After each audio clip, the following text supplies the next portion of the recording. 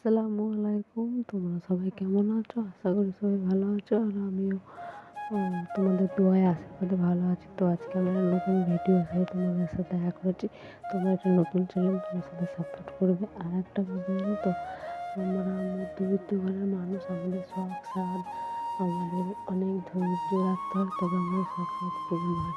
তো যাই হোক, আল্লাহ এইভাবেই চালাচ্ছে, এইভাবেই চলছে, অনেক ভালো আছে আল্লাহর রহমতে, তোমাদের ভালোবাসায়। তো দেখো, আজকে আমি এগুলো সব শখের জিনিসগুলো তোমার সাথে শেয়ার করছি, মানে সংসারের জিনিস, কিছু কিছু শখের জিনিস আমি কিনেছি, সেইগুলোই তোমাদের সাথে শেয়ার করছিলাম। তো বলবে কেমন লাগছে তোমাদের, অবশ্যই কমেন্ট করে তোমরা জানাবে।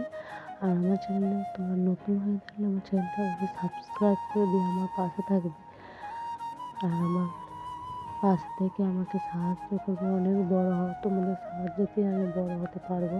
তো দেখো, এই অগোছালো জিনিসগুলো সব পড়েছিল, তারপর গুছিয়ে নিচে সামনে ঈদ। তো তোমাদের রমজান মাসটা কেমন কাটছে অবশ্যই কমেন্ট করে জানাবে।